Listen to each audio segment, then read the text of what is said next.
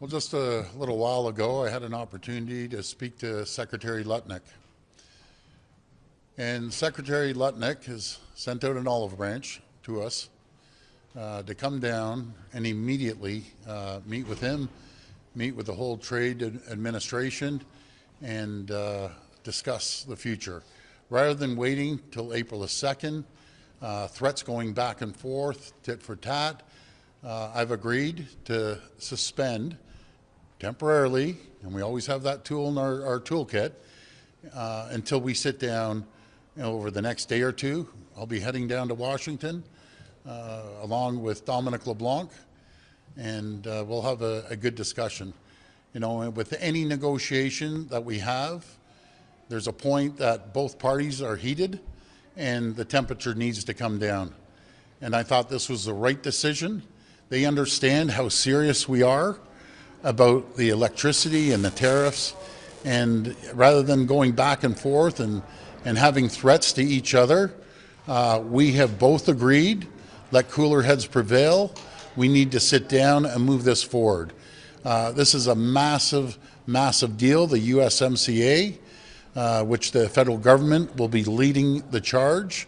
I'll be sitting down with all our premiers tomorrow as well, and discussing this and their issues as well. So we're going to go down there, and we're going to go down there with confidence. We're going to go down there with strength. And again, hopefully we can move this forward. I feel as a province, and I only speak for the province of Ontario, I want to reaffirm I do not speak for any other premiers. Everyone's very patriotic, and we have the best premiers I've ever seen. But we're going to be talking about the USMCA moving forward. The worst thing that could happen is wait and let this drag out until April the 2nd. So we're going to move forward and have a very good conversation with Secretary Lutnick and the whole trade team, as he said, and hopefully we can move this forward, because it doesn't benefit anyone, as I told him, no matter if it's the auto sector or any other sector here in Canada, and specifically Ontario. And all I mentioned, assembly lines will shut down in the US and Canada. The stock market is tumbling over $4 trillion. Consumer confidence has went down. I said it's absolute chaos out there right now. We need to move forward jointly. I emphasized how Canadians love Americans, and I know Americans love Canadians, but going back and forth with each other, it just hurts both countries.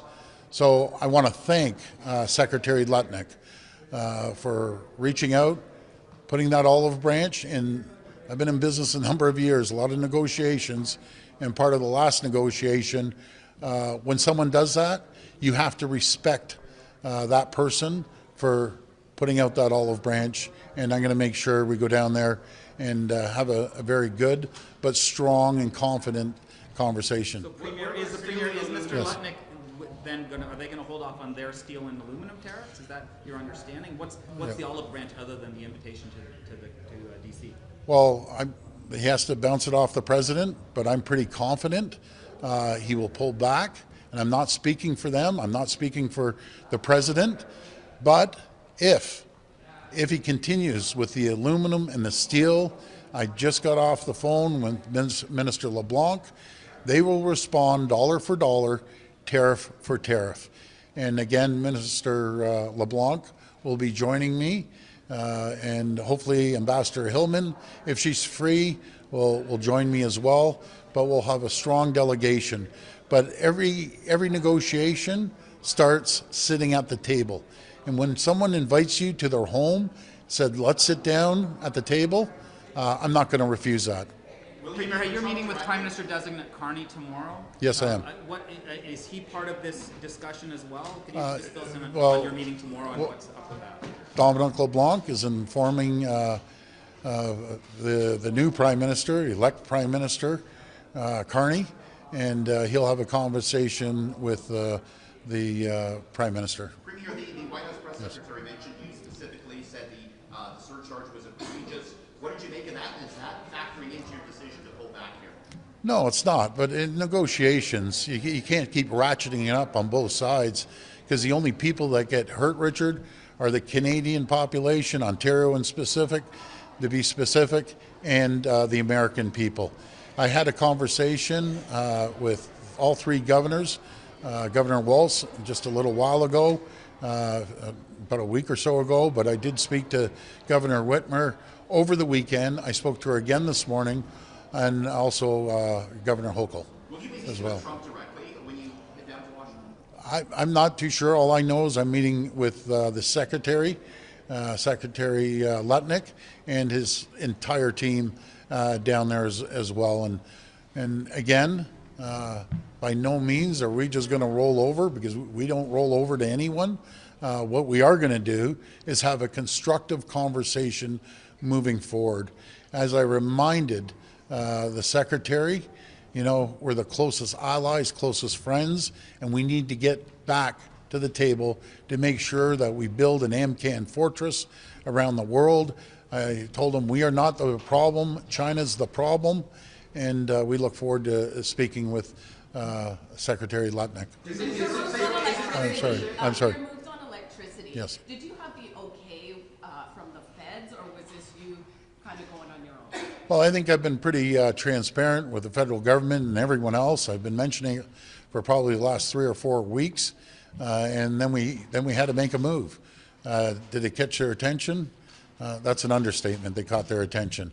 But I'm not out, and I've said it publicly, I'm not out to hurt the American people. I told the governors I'm not out to hurt them. I apologize that we have to even do this. We have to get to this point. But sometimes you have to play your cards, and this is one of the cards that we played. And hopefully we're going to have a very good, constructive conversation with the Secretary when we get down there. But my goal in any discussion, any negotiation, be it here or in business or in the last agreement that we had, is let's cool everyone down. Cooler heads have to prevail, and we need to sit down and have a very productive conversation. And I truly feel it was the right decision to move forward and bring Minister LeBlanc down, along with the ambassador. If she's free, I have to reach out to her. Folks, this has been moving at rocket speed right now, going back and forth, and we had to make a decision. So I made that decision. What else would she be doing on this file? Well, I'm just saying, I have to reach out to her. This is going extremely fast. My number one priority was to talk to the people of Ontario, and I have to reach out to the ambassador. But she's done an incredible job, by the way. I want to thank Ambassador Hillman for all the work she's been doing behind the scenes as well. Can you say what called who today? Yes, Secretary Lutnick called me. Was it because do you think that the CNN push, CNBC, MSNBC, you've been doing a big media blitz on American channels? Yeah. Clearly, Secretary Lutnick is noticing that. Do you think that is this vindicating your aggressive, hawkish kind of strategy rather than trying to be an appeaser like some other premiers? Well, first of all, thank you for that question, Robert. What I'm doing the American media for is to inform the American people. You know, I saw a poll that came out the other day, just recently. It's 67% of Americans disagree with President Trump attacking Canada. So the more all of us, all premiers, all CEOs of businesses go out there and inform the American people. This isn't just going to hurt Canada, and it will hurt Canada and Ontario. It's going to hurt the U.S., and it's going to hurt badly. We're already seeing inflation go up in the U.S., and that's not going to be good. I'll tell you, I know the Americans fairly well. They're loving, caring people, and as soon as costs start going up, inflation, plants start shutting down, you can't attack your number one customer, Canada, and not expect a response. And we responded, and they came back, and I'm a business person. I want to sit down and negotiate this and stop the bleeding.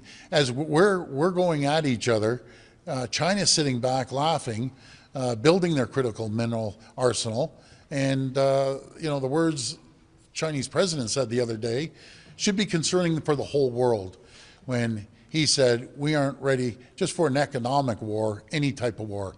That's concerning to say the least. That was the last question. Do you think the president was watching you? Are you concerned that suspending the surcharge that you put on electricity will be considered a win by Trump?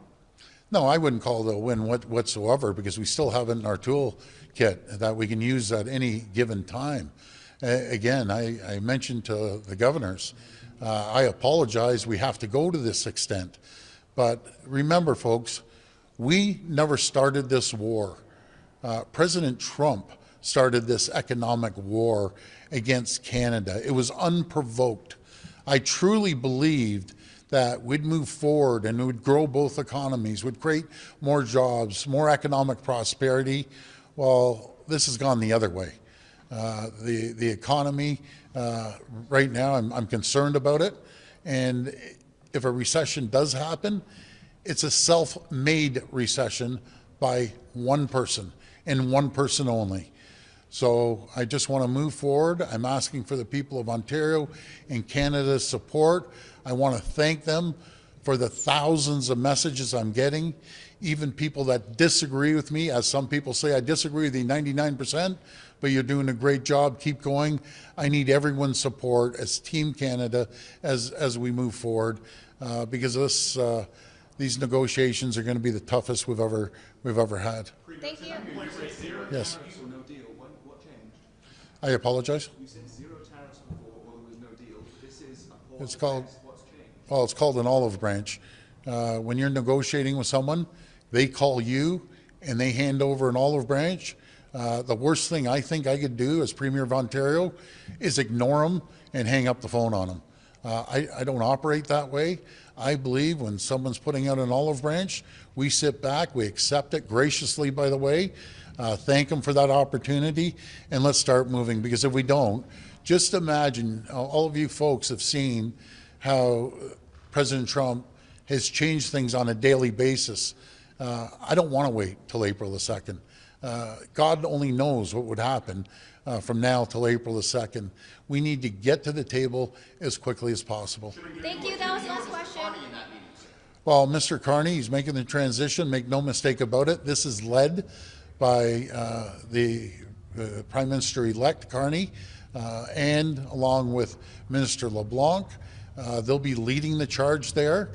But Ontario plays a massive role, no matter if it's the auto sector, the tech sector, the agricultural sector, the manufacturing sector. We'd be the third largest trading partner in the world to the United States if we were a standalone country.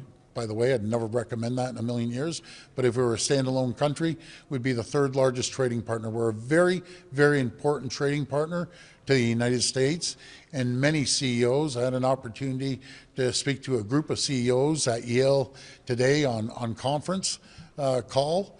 I think the Americans understand we are not their enemies. We love the Americans.